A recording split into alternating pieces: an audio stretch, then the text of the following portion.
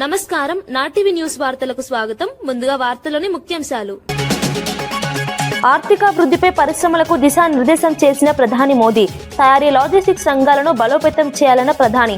Global మార్కెట్లో పోటీకి నాణ్యత పెంచాలని సూచన. పరిశ్రమలకు పూర్తి మద్దతు ఇస్తామని హామీ ఇచ్చిన మోదీ. వివేక హత్య కేసుపై జగన్ పై షర్మిల సంచలన వ్యాఖ్యలు.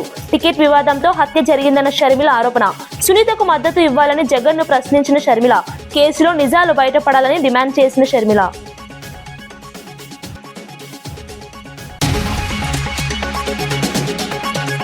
బీసీలకు హామీలపై కాంగ్రెస్ ను నిలదీసిన తలసాని యాదవ్. 42% రిజర్వేషన్లపై డ్రామా చేస్తున్నారన్న విమర్శ.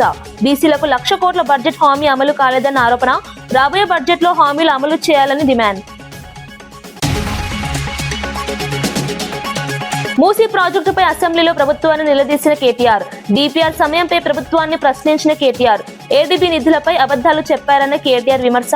ప్రాజెక్టు పూర్తి నివేదికను సభలో ఉంచాలని డిమాండ్.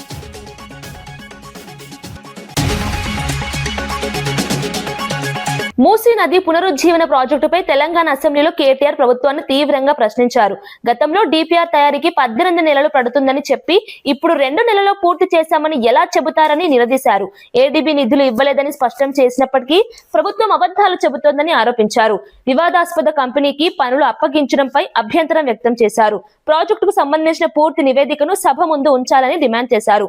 పారదర్శకత లేకుండా ఇలాంటి ప్రాజెక్టులు చేపట్టడం సరికాదని పేర్కొన్నారు. ప్రజల నమ్మకాన్ని దెబ్బతీసే విధంగా ప్రభుత్వం వ్యవహరిస్తోందని విమర్శించారు. ప్రాజెక్టుపై స్పష్టత ఇవ్వాలని కేటీఆర్ కోరారు.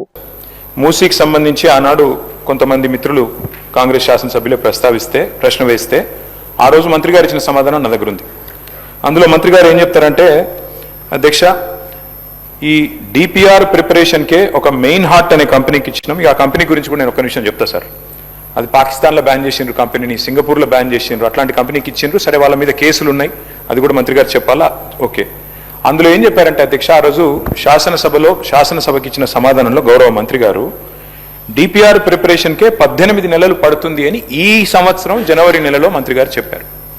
మరి డిపిఆర్ ప్రిపరేషన్కి 18 నెలలు పట్టే మాట నిజమే అయితే మళ్ళీ ఈరోజు మార్చిలో ఉన్నాం అధ్యక్ష. అంటే మంత్రి గారు సమాధానం చెప్పి 2 నెలలు కూడా కాలే. మరి ఇప్పుడు అకస్మాత్తుగా డిపిఆర్ ఎక్కడి నుంచి వచ్చింది? మంత్రి గారు దయచేసి అది ఉంటే కనుక మీ దగ్గర నిజంగానే కాపీ ఉంటే, మరి 18 నెలల్లో అంటే అద్భుతమైన వేగం అది. మరి ఇంత మెరుపు వేగంతో గవర్నమెంట్ పనిచేస్తుంటే మేము కూడా అభినందనలు చెప్పాలి. కాబట్టి డిపిఆర్ 18 నెలల్లో తయారవుతుందని చెప్పి 2 నెలల్లో చేసిన ఈ చమత్కారం ఏదైతే ఉందో ఆ డిపిఆర్ దయచేసి సభ ముందు పెట్టాలి, సభ్యుల ముందు పెట్టాలనేది ఫస్ట్ డిమాండ్ సార్. ఎందుకంటే ఇది ప్రభుత్వం ఇచ్చిన సమాధానం అధ్యక్ష.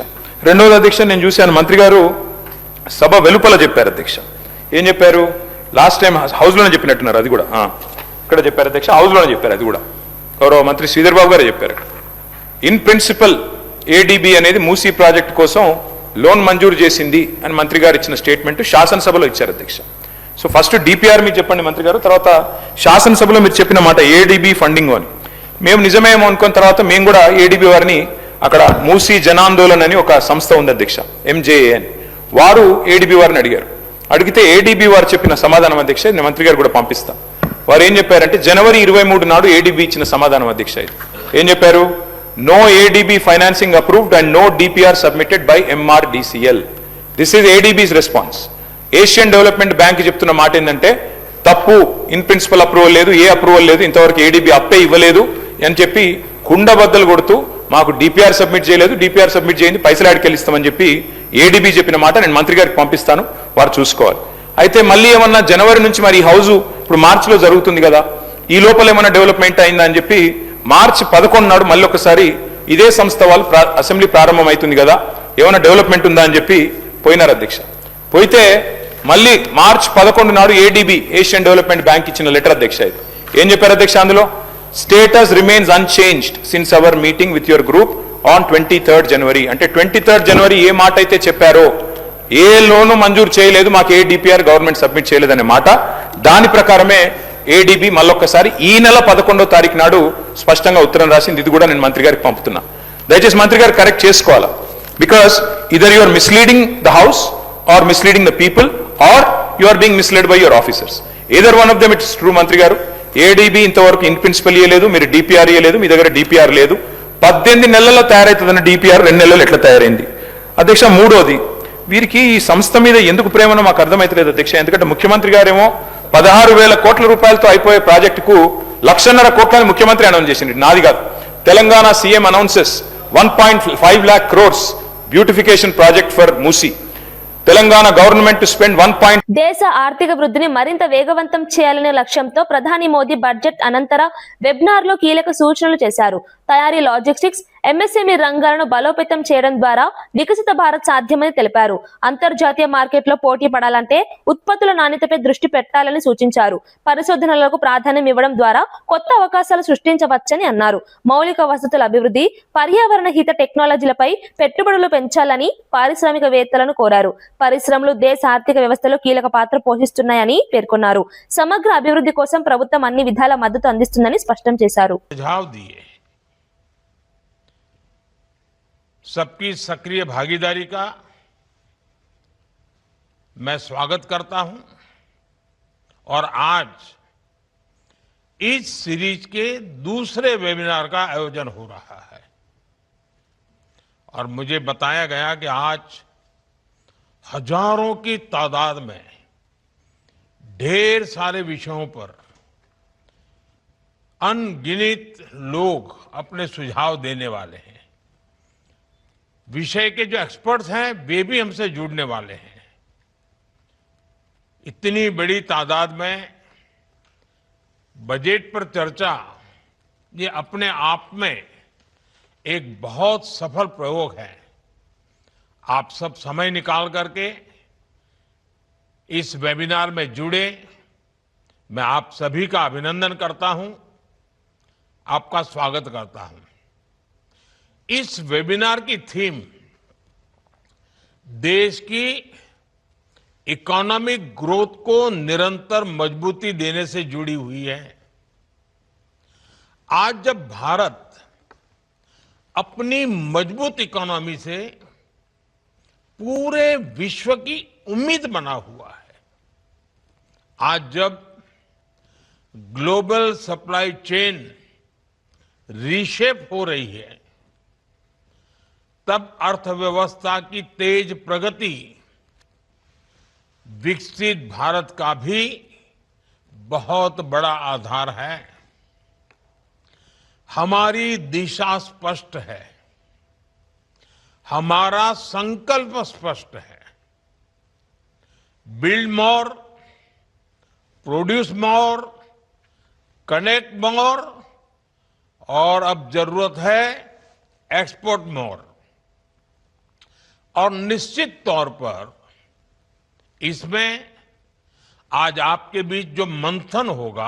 బీసీలకు 42% రిజర్వేషన్ల అంశంపై కాంగ్రెస్ ప్రభుత్వం డ్రామా చేస్తుందని మాజీ మంత్రి తలసాని యాదవ్ విమర్శించారు. ఈ నిర్ణయం కేంద్ర పరిధిలో ఉంటుందని తెలిసినా ప్రజలను తప్పుదారి పట్టించారని అన్నారు. ఢిల్లీలో చేసిన నిరసనలకు కాంగ్రెస్ అగ్రనేతలు హాజరు కాకపోవడం దానికి నిదర్శనమని తెలిపారు. ఎన్నికల ముందు ఇచ్చిన హామీలను అమలు చేయడంలో ప్రభుత్వం విఫలమైందని విమర్శించారు. బీసీలకు 1,00,000 కోట్ల బడ్జెట్ హామీ ఇచ్చినా అమలు కాలేదని అన్నారు. రాబోయే బడ్జెట్ లో హామీలను నెరవేర్చాలని డిమాండ్ చేశారు. బీసీలను మోసం చేయడం సరికాదని తలసాని యాదవ్ హెచ్చరించారు. నేను ఆ రోజు చెప్పిన ఇది 9th షెడ్యూల్లో పెట్టి చట్టపరంగా జరుగుతూనే తప్ప ఇది కేంద్ర ప్రభుత్వం నిర్ణయం తీసుకుంటేనే తప్ప జరగదని నేను పదే ఆ రోజు చెప్పినప్పటికీ మీరేదో డెడికేషన్ కమిషన్ అని రకరకాలుగా చెప్పి ధర్నాలు పెట్టి ఢిల్లీలో పెట్టి అవన్నేమో చట్టసభల్లో కేంద్ర ప్రభుత్వం చేయాలి. కానీ బీసీ డిక్లరేషన్ కానీ ఈ 1,00,000 కోట్ల బడ్జెట్ మీ చేతుల పని, ఎవరు పర్మిషన్ మీకు అక్కర్లేదు. మీరు దయచేసి నా అడిగినటువంటి ఈ క్వశ్చన్ 0 ఓవర్ అయినప్పటికీ మీరేదో నోట్ చేసుకున్నామని చెప్పకుండా, ఎందుకంటే బడ్జెట్ పెడుతూనే 2 రోజులల్లా మీరేమో కొంతమందికి స్టేట్ అవే ఆన్సర్ చేశారు. కాబట్టి ఇది గంభీరమైనటువంటి సబ్జెక్టు. ఈ జనాభాలో 50% మంది అంటే మరి ఇంత గంభీరమైనటువంటి సబ్జెక్టు నేను నోట్ చేసుకున్నా అంటే ఇబ్బందిగా ఉంటుంది మన మినిస్టర్ గారు. కాబట్టి దయచేసి, ఎందుకంటే బడ్జెట్ పెడుతురు కాబట్టి నేను అడుగుతున్నా, 2 రోజులలో బడ్జెట్ ప్రవేశపెడుతురు కాబట్టి మీరు 20,000 కోట్లు అని చెప్పి 2 బడ్జెట్లలో కూడా దగ్గర 3-4 వేల కోట్ల రూపాయలు కూడా ఖర్చు కాలేదు. కాబట్టి మా వాళ్ళు నమ్మి మరి ఈ విధంగా అధికారంలోకి వచ్చిన తర్వాత మీరు చేస్తామన్నాయి. ఏదైతే జరగకూడని దాన్ని మాత్రం డ్రామా నడిపి మూసీ నది పరివాహక ప్రాంత ప్రజలు భయాందోళనలతో జీవిస్తున్నారని ఎమ్మెల్యే తెలిపారు. మూసీ ప్రక్షాళనకు బీఆర్ఎస్ వ్యతిరేకం కాదని స్పష్టం చేశారు. కేసీఆర్ నాయకత్వంలోని మూసీ శుద్ధి కార్యక్రమం ప్రారంభమైందని గుర్తు చేశారు. 3,600 కోట్లతో 31 ఎస్టీపీల నిర్మాణం చేపట్టామని, వాటితో 75% పనులు పూర్తయ్యాయని తెలిపారు. మిగతా పనులను ప్రస్తుత ప్రభుత్వం పూర్తి చేయాలని సూచించారు. గతంలో ఒక్క ఇల్లు కూడా కూల్చకుండా ప్రక్షాళన చేపట్టామని చెప్పారు. ఇండ్లు కూల్చకుండా కూడా మూసీ శుద్ధి సాధ్యమేనని పేర్కొన్నారు. ప్రజల ఇళ్లను కాపాడుతూ అభివృద్ధి చేయాలని కోరారు. లేదు ఇదేనా వాళ్ళ పని అని చెప్పేసి అంటా ఉన్నారు. అధ్యక్ష, మూసీ నది ప్రక్షాళన ప్రారంభమైందే బీఆర్ఎస్ పార్టీ ఆధ్వర్యంలో మా కేసీఆర్ గారి నాయకత్వంలో అని చెప్పేసి ఈ సందర్భంగా మనం చేసుకుంటున్నాం. వైఎస్ఆర్ మూసీ నదిలో 3 స్థాయిలు ఉంటాయి అధ్యక్ష. ప్రక్షాళన చేస్తాం 3 స్థాయిలు ఉంటాయి అధ్యక్ష. మొదటి స్థాయి మూసీ నదిలోకి ప్రవహిస్తున్న హైదరాబాద్లో ఉన్న సివేజ్ వాటర్ అంతా కూడా వివిధ రకాలుగా వివిధ రూపాల్లో వివిధ ప్లేసెస్లో ఎస్టీపీలు పెట్టి శుద్ధి చేసి స్వచ్ఛమైన నీటిని మూసీ నదిలో వదిలే ప్రక్రియ మొదటి ప్రక్రియ అధ్యక్ష.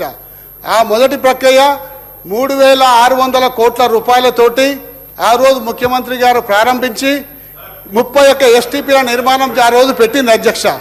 దాని తర్వాత అవి 31 ఎస్టీపీలు దాదాపు 75% పూర్తి. సార్ షార్ట్ డిస్కషన్ పెట్టండి, అందులో కూడా పార్టిసిపేట్ చేస్తాం సార్. కానీ దీనికి క్వశ్చన్ కి సంబంధించిన వివరాలు చెప్పనియండి సార్ మమ్మల్ని. మాకు ఎప్పుడు సార్ మైకే అవకాశం ఇవ్వరు ఎట్లా సార్? నాకు అర్థం కాదు. క్వశ్చన్ కు పరిమితం కండి. అవును సార్, క్వశ్చన్ దానికి సంబంధించిన వివరం చెప్తున్నాం కదా సార్. ఉన్న క్వశ్చన్ కే పరిమితం కండి సార్. క్వశ్చన్ కే పరిమితం అవుతున్నాం సార్. మేమేమో ఈ పద్ధతులు చేసినాము. ఎక్కడ కూడా ఒక ఇల్లు సార్ ఇప్పుడు వారు చెప్పినట్టు సార్ అక్కడికి వెళ్ళి ఇక్కడి వరకు దాదాపు 11,000 స్ట్రక్చర్లు ఇవాళ బఫర్ జోన్ లో ఐడెంటిఫై ఆ రోజు చేసి ఉంటుంది సార్. కానీ ఎక్కడ కూడా ఒక్క స్ట్రక్చర్ కూడా కూలగొడతానికి మేము ముందుకు రాలేదు సార్. ఎందుకు రాలేదు అంటే నేను కేటీఆర్ గారు సబితా ఇంద్రారెడ్డి గారు ముగ్గురం కలిసిపోయి కేసీఆర్ గారికి విన్నవించినాం. సార్ ఇన్ని స్ట్రక్చర్స్ వస్తున్నాయి, మరి ఏం చేద్దామంటే ఇన్ని ఇండ్లు కూలగొట్టి మూసీ నది మనం అంతా అలా బాధ పెట్టి చేయాల్సిన అవసరం లేదు. ఇండ్లు కూలగొట్టకుండా ఏ విధంగా చేయగలుగుతారో ఇంకో ఫార్ములా తోటి మీరు రండి మా ముందుకు, అప్పుడు మనం దాన్ని టేకప్ చేద్దామని చెప్పడం వల్ల మేము ఇండ్లు కూలగొట్టకుండా ఏ విధంగా చేస్తారో ఒక 2 ఫార్ములాలు తయారు చేసే వరకే ఇంతలో ఎలక్షన్ నోటిఫికేషన్ వచ్చింది సార్. ఆ ఎలక్షన్ నోటిఫికేషన్ తర్వాత ప్రభుత్వం మారిపోయింది. ఈ ప్రభుత్వం కక్ష కట్టినట్టు ఇవాళ పేద ప్రజల మీద పడి వాళ్ళ ఇళ్లకు రెడ్ మార్కులు పెట్టి నిద్రాహారాలు లేకుండా చేసింది సార్. నిద్రాహారాలు లేరు, ఇవాళ మనుషులు నిద్రపోతలేరు, అన్నం తింటలేరు. ఎప్పుడు మా ఇండ్లు సార్ నేను 3 స్థాయిలు చెప్పిన సార్. మొదటి స్థాయిలో మూసీ నదిలోకి ప్రవహిస్తున్న డ్రైనేజ్ వాటర్ని అంతా కూడా ట్రీట్మెంట్ చేసి శుభ్రమైన వాటర్ని మూసీ నదిలోకి వదలాలి సార్. రెండవ స్థాయిలో మూసీలో పేరుకుపోయిన ఒండ్రు మట్టి ఒక 50-60 సంవత్సరాల నుంచి ఇండస్ట్రియల్ సెడిమెంట్స్ అంతా కూడా కాలుష్య కారకాలు అంతా కూడా పేరుకపోయినాయి. వాటిని అన్నింటినీ కూడా తీసి మరి పొల్యూషన్ కంట్రోల్ బోర్డు నామ్స్ ప్రకారం సైడ్కి వేసేసి 2 సైడ్ల రోడ్డు డెవలప్ చేసి నీరు నిరంతరం ప్రవహించే విధంగా చేయాలన్న వివేకానంద రెడ్డి హత్య కేసుపై ఏపీసీసీ చీఫ్ షర్మిల సంచలన వ్యాఖ్యలు చేశారు. టికెట్ విషయంలో వివేకానంద అడ్డుగా ఉన్నారని భావించి ఆయన్ను హత్య చేశారని ఆరోపించారు. సునీత భర్తే హత్యకు కారణమని తప్పుడు ప్రచారం జరుగుతోందని మండిపడ్డారు. నిజం కోసం పోరాడుతున్న సునీతకు మద్దతు ఇవ్వకుండా నిందితుల పక్షాన నిలవడం తప్పు అని జగన్ను ప్రశ్నించారు. తనకు ప్రాణహాని ఉన్నా న్యాయం కోసం పోరాడుతున్నారని తెలిపారు. బాధితుల పక్షాన నిలబడాల్సిన బాధ్యత రాజకీయ నాయకులపై ఉందన్నారు. ఈ కేసులో నిజాలు బయటపడాలని డిమాండ్ చేశారు. ఈయన వివేకానంద రెడ్డికి బావుమరిది అవుతారు, బంధువులను చేసుకున్నారు కాబట్టి చిన్నప్పటి నుంచి పరిచయం ఉంది, చాలా సన్నిహితంగా ఉండేవాళ్ళు. సునీత కంటే కూడా రాజశేఖర్ మామనే ఎక్కువ ప్రాక్సిమిటీ, ఎక్కువ క్లోజ్నెస్ ఉండేది. ప్రాబబ్లీ సునీత కంటే కూడా ఎక్కువ రాజశేఖర్ మామే చిన్నానని ప్రేమించాడేమో, అంత బాగా అంత సన్నిహితంగా ఉండేవాళ్ళు. అలాంటిది సునీత భర్తే ఎందుకు చంపుండకూడదు అని నిన్న మాట్లాడడం జరిగింది. ఇక్కడ గుర్తుపెట్టుకోవాల్సిన విషయం ఏమిటి అంటే హత్య జరిగిన రోజున 7 గంటల నుంచి వివేకానంద రెడ్డి ఇది గుండెపోటు అని ప్రచారం చేసింది సాక్షి, అంటే జగన్మోహన్ రెడ్డి గారు. ఆ తర్వాత హత్యా ప్రదేశానికి వచ్చి ఇది గుండెపోటు కాదు హత్య అని చెప్పింది జగన్మోహన్ రెడ్డి గారు. ఆ తర్వాత ఇది తెలుగుదేశం వాళ్ళు చేపించింది అని చెప్పింది జగన్మోహన్ రెడ్డి గారు. సిబిఐ ఎంక్వైరీ కావాలి అని కోరింది జగన్మోహన్ రెడ్డి గారు. ఆ తర్వాత ముఖ్యమంత్రి అయ్యింది జగన్మోహన్ రెడ్డి గారు. ఆ తర్వాత సిబిఐ ఎంక్వైరీ అవసరం లేదు అని చెప్పింది జగన్మోహన్ రెడ్డి గారు. నేను వేసే సిట్టు సరిపోతుంది అని చెప్పింది జగన్మోహన్ రెడ్డి గారు. ఈ ఎంక్వైరీ సరిగ్గా జరగటం లేదు అంటే లేదు. ఖమ్మం జిల్లా వెలుగుమట్లలో విశారదన్ మహారాజ్ చేసిన వ్యాఖ్యలు రాష్ట్ర వ్యాప్తంగా వివాదానికి దారితీశాయి. కమ్మ కులాన్ని ఉద్దేశించి మాట్లాడిన వ్యాఖ్యలపై తెలంగాణ కమ్మ సేవా సమితి తీవ్ర ఆగ్రహం వ్యక్తం చేసింది. కులాల మధ్య విభేదాలు రేకెత్తించేలా మాట్లాడడం సరికాదని హెచ్చరించింది. మహారాజ్ పై కఠిన చర్యలు తీసుకోవాలని డిమాండ్ చేస్తూ గచ్చిబౌలి పోలీసులకు ఫిర్యాదు చేశారు. సమాజంలో శాంతి భద్రతలను భంగం చేసేలా ఇలాంటి వ్యాఖ్యలు చేయడం తగదని తెలిపారు. పలు వర్గాల నాయకులు కూడా స్పందిస్తూ వెంటనే చర్యలు తీసుకోవాలని ప్రభుత్వాన్ని కోరారు. ఈ ఘటన రాష్ట్ర రాజకీయాల్లో చర్చనీయాంశంగా మారింది.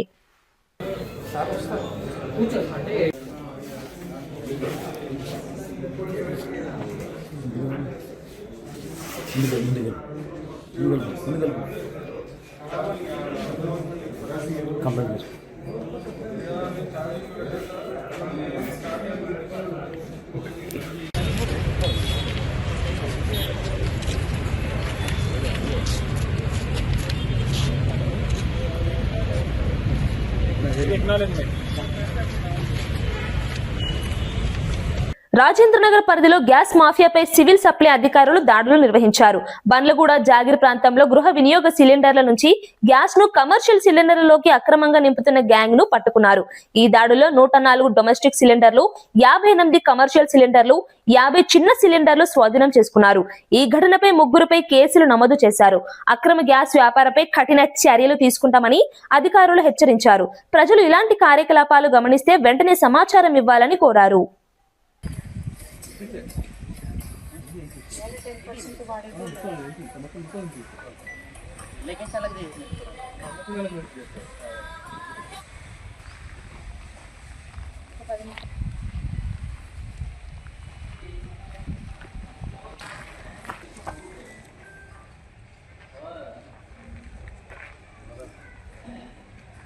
వాళ్ళు కష్టపడ్డ వేయింగ్ మిషన్లు కూడా తీసుకోండి.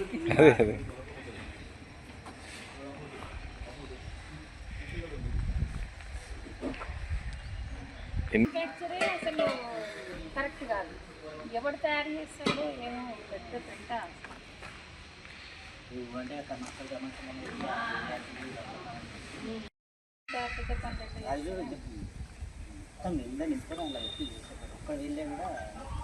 అసలు ఏరియాలో ఇంకా మనుషులు కూడా ఉంటాడు.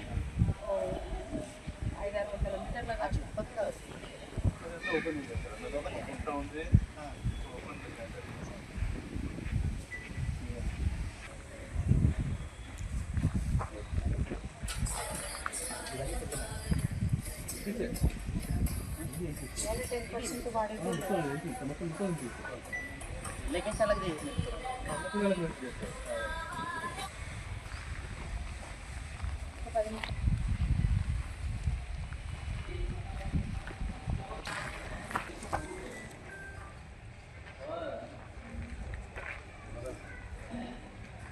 వాళ్ళు కష్టపడ్డ వేయింగ్ మిషన్లు కూడా తీసుకోండి.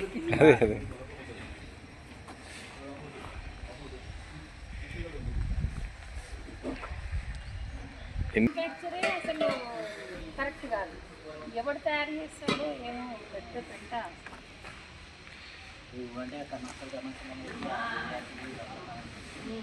రంగారెడ్డి జిల్లా కాళీమందిర్ సమీపంలో ఉన్నటువంటి ఒక అక్రమ గ్యాస్ రీఫిల్లింగ్ సెంటర్ దగ్గర షర్ఫుద్దీన్ అనే వ్యక్తిని మరియు ఒక దీపేష్ సింగ్ అనే ఒక వ్యక్తిని ఇద్దరిని కూడా వాళ్ళు అక్రమంగా సిలిండర్లు స్టోర్ చేసి వాటి నుంచి చిన్న సిలిండర్లు డొమెస్టిక్ సిలిండర్ నుంచి కమర్షియల్ సిలిండర్కి రీఫిల్లింగ్ చేస్తున్నటువంటి సందర్భంలో వాళ్ళని మా డిపార్ట్మెంట్కి సంబంధించిన అధికారులందరూ కూడా అదేవిధంగా ఎన్ఫోర్స్మెంట్ అధికారులు కూడా కలిసి అక్కడ దాడి జరిపి దాదాపుగా 200 పైచిలకు సిలిండర్లను పట్టుకోవడం జరిగింది. అందులో ఫుల్ సిలిండర్లు డొమెస్టిక్ అంటే గృహ అవసరాలకు వాడే సిలిండర్లు 34, అదే గృహ అవసరాలకు వాడే సిలిండర్లు ఖాళీవి ఒక 62, కమర్షియల్ సిలిండర్లు ఒక 58, 5 కేజీల సిలిండర్లు 50, రీఫిల్లింగ్ పైపులు, అదేవిధంగా వేయింగ్ మిషన్లు, రీఫిల్లింగ్కి వాడే పెన్సిల్ లాంటి ఒక రాడ్ అట్లాంటి ఒక 80 వరకు సీజ్ చేయడం జరిగింది. ఇవన్నీ కూడా ఇక్కడ మాకు దగ్గరలో ఉన్నటువంటి బిఎంఆర్ ఏజెన్సీకి అప్పగించడం జరిగింది. అయితే ఎవరైతే ఇట్లాంటి పరిస్థితులలో ఇంత ప్రమాదకరంగా రీఫిల్లింగ్ చేయడం అనేది మేము చూడడం కూడా చాలా అరుదుగా జరుగుతుంది. ఎవరో 2-3 సిలిండర్లతో దొరికిన సందర్భాలున్నా కానీ ఇంత పెద్ద ఎత్తున సిలిండర్లు స్టోర్ చేయడం అనేది ఒక ప్రైవేటు వ్యక్తులు ఒక గ్యాస్ గోదాం లాగా మెయింటైన్ చేయడం అనేది చాలా ప్రమాదకరమైనటువంటి విషయము. దీన్ని సందర్భోచితంగా మా అధికారులందరూ కూడా ఈ సందర్భంలో ఇట్లాంటి సందర్భంలో కూడా సిలిండర్లను దాచిపెట్టడం, వాటిని అక్రమ అవసరాల కోసం వాడుకోవడం అనేది చాలా ఘోరమైన విషయము. దాన్ని విజయవంతంగా మా అధికారులందరూ ఛేదించి పట్టుకోవడం మాకు సంతోషం కలిగించింది. హైదరాబాద్ మాదాపూర్ హెచ్ఐసిసిలో సెకండ్ నేషనల్ మొబిలిటీ సమిట్ ఘనంగా నిర్వహించారు. ముఖ్య అతిథిగా హాజరైన మంత్రి పొన్నం ప్రభాకర్ ఎలక్ట్రిక్ వాహనాలను ప్రోత్సహించేందుకు రోడ్డు పన్ను, రిజిస్ట్రేషన్ ఛార్జీలను మాఫీ చేశామని తెలిపారు. రోడ్డు భద్రత, స్మార్ట్ సిగ్నలింగ్ వ్యవస్థ, ఈవీ ఛార్జింగ్ మౌలిక సదుపాయాల అభివృద్ధిపై ప్రభుత్వం దృష్టి పెట్టిందని చెప్పారు.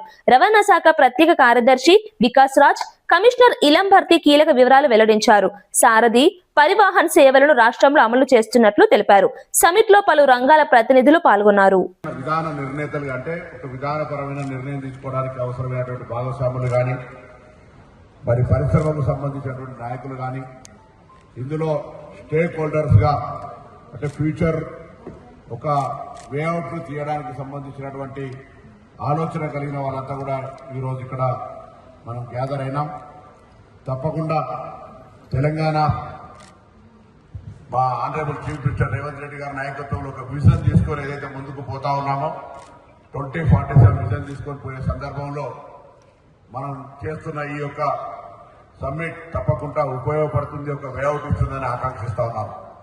మీ అందరి అభిప్రాయాన్ని కూడా తప్పకుండా రవి గుప్తా గారు కానీ, మా ట్రాన్స్పోర్ట్ కమిషనర్ కానీ దీని ఆర్గనైజేషన్కి ఏ విధంగా కొంత కోఆర్డినేట్ చేసిరో దీనితో తెలంగాణ రాష్ట్రంలో ఒక ఫ్యూచర్ యాక్టివిటీకి, ఫ్యూచర్ రోడ్ మ్యాప్ కు ఒక స్కోప్ కూడా దొరకాలని సందర్భంగా నేను ఆకాంక్షిస్తాను. ఎందుకంటే టెక్నో మీడియా ఇతర భాగస్వామ్య సంస్థలందరినీ కూడా నేను ఈ సందర్భంగా అభినందిస్తూ, మరి మీరు ఇచ్చేటువంటి ఒక అమూల్యమైనటువంటి సూచనలు తప్పకుండా మరి రాబోయే కాలంలో పట్టణాభివృద్ధికి సంబంధించిన విషయాల్లో కూడా మొబిలిటీ మొన్న 2047 విజన్ లో కూడా మరి కాన్ఫరెన్స్ చేసుకున్నప్పుడు ప్రపంచ దేశాల నుంచి వచ్చిన వాళ్ళందరితో కూడా తెలంగాణ ప్రభుత్వం ఒక విజన్ డాక్యుమెంట్ ఇచ్చింది. Because in transport field 100% transportation లో 70% ఈ పబ్లిక్ ట్రాన్స్పోర్ట్ సిస్టమ్ మీద ఉండాలనేటువంటి ఆలోచనతో భాగంగా అందులో ముఖ్యంగా మనం ఈరోజు చూస్తా ఉన్నాం. ఢిల్లీ లాంటి నగరాల లోపల గౌరవ రాష్ట్రపతి గారు నివసిస్తూ, గౌరవ ప్రధానమంత్రి గారు నివసించే ప్రాంతంలో కూడా మరి అక్కడ ఉన్నటువంటి పొల్యూషన్ రేట్లు చూస్తూ చాలా మంది ఇబ్బందికర పడే పరిస్థితులలో హైదరాబాద్ తెలంగాణ ప్రభుత్వం ముందుగానే కొంత జాగ్రత్తగా మొత్తం ఈవీ పాలసీ తీసుకొచ్చి 2026 వరకు కంప్లీట్ గా ట్యాక్స్ ఎగ్జెంప్షన్, రిజిస్ట్రేషన్ ఎగ్జెంప్షన్ ఇచ్చి దాదాపు ఇప్పటికి ఒక 1000 కోట్లు తెలంగాణ ప్రభుత్వానికి ఆర్థికంగా నష్టం వచ్చినప్పటికీ కూడా దాదాపు 1,55,000 వాహనాలను అమ్మే విధంగా పర్సెంటేజ్ రేషియోను అన్ని దేశంలో అన్ని రాష్ట్రాల కంటే వేగంగా అభివృద్ధి అయ్యే ఈవీ వెహికల్స్ కి సంబంధించినటువంటి రాష్ట్రంగా మనం తీసుకొని పోతా ఉన్నాం. అంతేగాక హైదరాబాద్ క్యూర్ ఏరియా లోపల కంప్లీట్ గా ఈవీ తీసుకురావాలని ఈ మధ్య పీఎం ఈ డ్రైవ్ కింద వచ్చినటువంటి 2,800 బస్సులకు సంబంధించి కూడా అంగీకారం జరుపుకొని భవిష్యత్తులో హైదరాబాద్ క్యూర్ ఏరియాలో కంప్లీట్ గా ఈవీ బస్సులు తీసుకోవాలని, ఇటీవలనే రాష్ట్ర ప్రభుత్వం హైదరాబాద్ క్యూర్ ఏరియా లోపల ఉన్నటువంటి ఆటోలన్నీ కూడా అవసరమైతే రెట్రోఫిట్ చేసి కూడా వాటన్నిటికీ గవర్నమెంట్ హెల్ప్ చేసి వాళ్ళందరి యొక్క ఆటోలు ఎక్కడ కూడా ఎల్పీ మార్పుకు సహకరించే విధంగా మనం ఏదో బలవంతంగా కాకుండా ప్రకృతిని కాపాడడానికి భాగస్వాములు చేసే విషయం లోపల వాళ్ళందరినీ కూడా మరొక మార్గదర్శకం చేస్తా ఉన్నారు గౌరవ ముఖ్యమంత్రి గారు. అంతేకాదు ఈరోజు రోడ్ సేఫ్టీకి సంబంధించి కానీ ఈ మొబిలిటీలో ఏ కోణం నుంచి ఏ ఆలోచన కొద్ది మారుతున్నటువంటి ఏ టెక్నాలజీని ఉపయోగించుకొని కూడా అన్ని రకాలుగా మరి వ్యవస్థీకృతంగా ఎదగడానికి పెరుగుతున్నటువంటి నగరాల అభివృద్ధిని దృష్టిలో పెట్టుకొని మనం ఇవన్నీ కూడా సమకూర్చుకోకపోతే భవిష్యత్ తరంలో చాలా ఇబ్బందికరమైనటువంటి పరిస్థితి వస్తుంది. కాబట్టి ఈరోజు హైదరాబాద్లో మెట్రో ఎక్స్పాన్షన్ కావచ్చు, లేకపోతే ఇంకా డిఫరెంట్ ఆలోచనలతోటి మరి కాన్సెప్ట్ తోటి పోతా ఉన్నాం. తప్పకుండా మహానగరాల్లో హైదరాబాద్ కూడా ఒకటి. మొత్తంగా ఇప్పుడు తెలంగాణ బడ్జెట్ లో విద్యా రంగానికి తగిన నిధులు కేటాయించలేదని ఏబీవీపీ నేతలు విమర్శించారు. ఇతర రాష్ట్రాలు 15% వరకు నిధులు కేటాయిస్తుంటే తెలంగాణలో కేవలం 7% మాత్రమే కేటాయించడం అన్యాయమని అన్నారు. ఫీజు రియంబర్స్మెంట్ పథకాన్ని తగ్గించే ప్రయత్నాలు జరుగుతున్నాయని ఆరోపించారు. విశ్వవిద్యాలయాల్లో మౌలిక వసతులు లేక విద్యార్థులు ఇబ్బందులు పడుతున్నారని తెలిపారు. జేఎన్టీ అభివృద్ధికి కనీసం 600 కోట్లు కేటాయించాలని డిమాండ్ చేశారు. విద్యార్థుల భవిష్యత్తు దృష్ట్యా ప్రభుత్వం వెంటనే చర్యలు తీసుకోవాలని కోరారు. విద్యారంగాన్ని నిర్లక్ష్యం చేయడం రాష్ట్ర అభివృద్ధికి ఆటంకమని పేర్కొన్నారు. ఈ రాష్ట్రంలో ఉన్న మిగతా అంశాల మీద ఫోకస్ చేస్తూ డైవర్షన్ పాలిటిక్స్ చేసేటువంటి సంస్కృతికి ఒడిగట్టింది ఈ రేవంత్ రెడ్డి నాయకత్వంలోని కాంగ్రెస్ ప్రభుత్వము. ప్రజాప్రభుత్వం వచ్చిన తర్వాత విద్యారంగం యొక్క స్థితిగతులు మారిపోతాయి, విద్యారంగానికి ఎక్కువ నిధులు కేటాయిస్తామని చెప్పినటువంటి ఈ రేవంత్ రెడ్డి గారు స్వయంగా ఈ రాష్ట్రానికి విద్యాశాఖ మంత్రిగా ఉండుకుంటూ కూడా ఈశాన్య రాష్ట్రాల్లో ఒకవైపు 14-15% వాళ్ళ బడ్జెట్లో విద్యారంగానికి కేటాయిస్తుంటే స్వయంగా విద్యాశాఖ మంత్రిగా ఉన్నప్పటికీ కూడా 3 లక్షల పైసలకు బడ్జెట్ ప్రవేశపెడుతున్నప్పటికీ కూడా కేవలం 7% పట్టుమని 10% కూడా నిధులు కేటాయించట్లేదంటే రాష్ట్రం వచ్చి దశాబ్ద కాలం పూర్తవుతున్న నీళ్లు నిధులు నియామకాలు అనే ఒక ఉద్యమాన్ని మనము ప్రారంభిస్తే ఎక్కడైతే విద్యకు పెద్దపీట నేయాల్సిన ఈ తెలంగాణ రాష్ట్రంలో ఇప్పటి వరకు గత 10 సంవత్సరాల పాలనలో ఇప్పటి వరకు విద్యకు పెద్దపీట వేయలేదు. ఇప్పుడు గడుస్తున్న 2 బడ్జెట్లను ప్రవేశపెట్టి ఇప్పుడు 3వ బడ్జెట్ ప్రవేశపెట్టనున్న ఈ రేవంత్ రెడ్డి సర్కార్ కూడా విద్యకు పెద్దపీటనిస్తలేదు. పరిశోధనలకు కేంద్ర బిందుగా ఉండాల్సిన విశ్వవిద్యాలయాల్లో కనీస మౌలిక వసతులను కల్పించలేకపోతున్నది ఈ రేవంత్ సర్కార్. ఏదైతే మొన్న 1000 కోట్లు ఇస్తున్నానని ఉస్మానియా యూనివర్సిటీకి వెళ్ళారో 100 సంవత్సరాల చరిత్ర గల ఉస్మానియా యూనివర్సిటీకి 1000 కోట్లు ఎలా అయితే ఇస్తా అన్నారో అదే 60 సంవత్సరాల చరిత్ర గల మా జేఎన్టీయూకు కనీసం 600 కోట్లైనా నువ్వు ఇవ్వాలి. ఏదైతే నిన్నగాక మొన్న మనం చూస్తూ ఉంటే ఆకునూరు మురళి ఒక కన్ఫర్డ్ ఐఏఎస్ అధికారి విద్యా కమిషన్ పేరుతోటి ఈ రాష్ట్రంలో ఉన్నటువంటి పేద బడుగు బలహీన వర్గాల విద్యార్థులకు ఆశాజ్యోతిగా ఉన్న ఫీజు రియంబర్స్మెంట్ను తుంగలోకి దొక్కాలని నువ్వు ఏదైతే నువ్వు ఆలోచన నీ సూచనను. వార్తలు ముగించే ముందు ముఖ్యాంశాలు మరోసారి. ఆర్థికాభివృద్ధిపై పరిశ్రమలకు దిశానిర్దేశం చేసిన ప్రధాని మోదీ. తయారీ లాజిస్టిక్స్ రంగాలను బలోపేతం చేయాలన్న ప్రధాని. గ్లోబల్ మార్కెట్లో పోటీకి నాణ్యత పెంచాలని సూచన. పరిశ్రమలకు పూర్తి మద్దతు ఇస్తామని హామీ ఇచ్చిన మోదీ.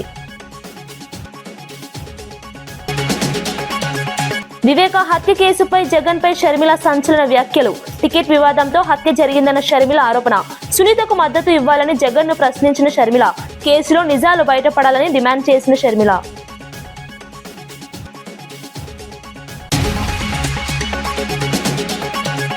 బీసీలకు హామీలపై కాంగ్రెస్ ను నిలదీసిన తలసాని యాదవ్. 42% రిజర్వేషన్లపై డ్రామా చేస్తున్నారన్న విమర్శ.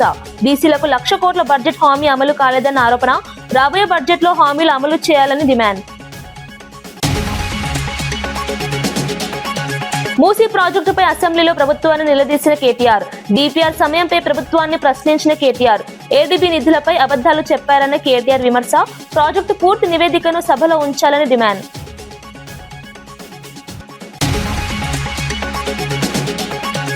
ఇవి ఈనాటి వార్తా విశేషాలు. మరో బులెటిన్ లో మళ్ళీ కలుద్దాం. నమస్కారం.